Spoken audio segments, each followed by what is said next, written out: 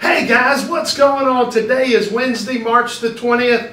I'm so proud of you guys. I know that you're grinding. This is a long period of time from our last day off to spring break, and I know you guys are starting to get tired, but hey, every day counts. Keep up the good work, and remember, always be the best version of you possible.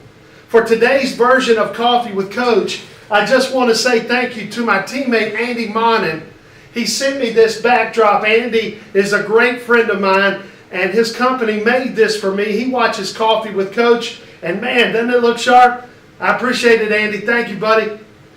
Hey, today we're going to talk about my number one pet peeve, and that's being on time. At my school, Woodmont High School, every morning I try to stand out at the front door and I hold the door open and I want to fist bump 1,800 kids as they come through the door.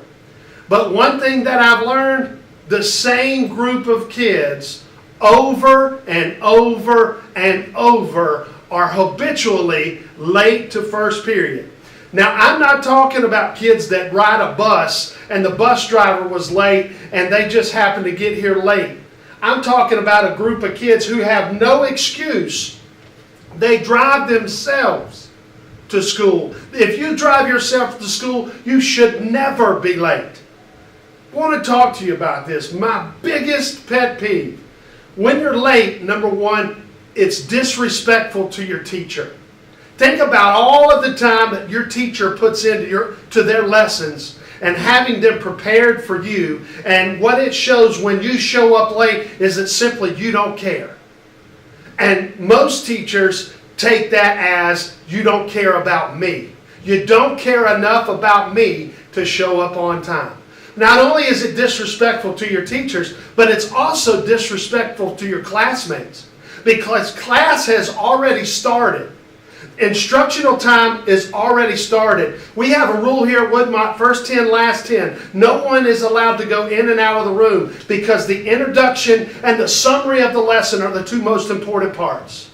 So when you walk in late, not only is it disrespectful to the teacher, but it's also disrespectful to your classmates. Number two, I think being late's a character flaw. When I want to hire an employee, I can't have them representing my company, going to meetings, going to visit clients, and showing up late for appointments. I have former students that work at BMW, and they've told me, Coach, I would rather take a sick day than to show up late because I can only be late 3 times and then I get fired. Our tardy policy is a little soft. You could be late 4 or 5 times to each class and it resets at the end of the semester. You should never be late. And number 3, I think being late's a bad habit. I just think as you grow up and as you become a young adult, you should always strive to be on time. So here are my ideas. I got 5 things that I want you to try, and hopefully if you give it your best effort, these 5 things will help you eliminate the problem of being late. Number 1, you gotta be early. You gotta plan to be early. One of my former baseball coaches used to tell us, if you're 15 minutes early, you're never late. I've also been told by another coach that if you're on time, you're late. And believe me, you got to be on time. Be 15 minutes early. Number 2, you got to attack the alarm clock. So many of you guys don't give yourself a chance because you tell yourselves a lie that your cell phone is going to be used as your alarm clock. And instead of going to bed at night and getting the rest that you need in order to be the best version of you possible, you can't do that if you're thumbing on your phone all night. But what you do is you take your alarm clock, your cell phone, and you put it within arm's reach. And when your morning alarm goes off, you hit the snooze button. And you hit the snooze button. And you hit the snooze button. And you hit the snooze button.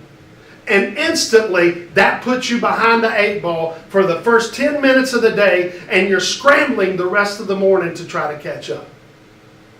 Get an old-fashioned alarm clock, put it across your room, and when that alarm clock goes off, hey, it's time to get going. What an awesome opportunity. Today's a new day and every day counts. Hey, bring it on, because today I'm going to give it my best effort. Number 3, I think you got to have a drop dead alarm. Set an alarm on your phone, and at that time, if you know you have to leave by 8:25 in order to get to school 15 minutes early, have a daily alarm that goes off at that time, and you know when that alarm goes off, you got to be out the door or in the car, and that will help you stay on a schedule. And listen, we all are creatures of habit. Creating that routine will help you. Number 4, you got to plan for the day in advance. If you fail to prepare, then you should be prepared to fail. The night before, lay out the clothes that you want to wear. Pack your gym bag. Pack your practice bag. Get your lunch ready. Do anything that you can do at night instead of playing video games for 12 hours to eliminate any tasks that you possibly can that you have to do in the morning in order to get going. And the last thing, no social media in the morning. My worst days are when I make the mistake of turning my cell phone on before I get to work.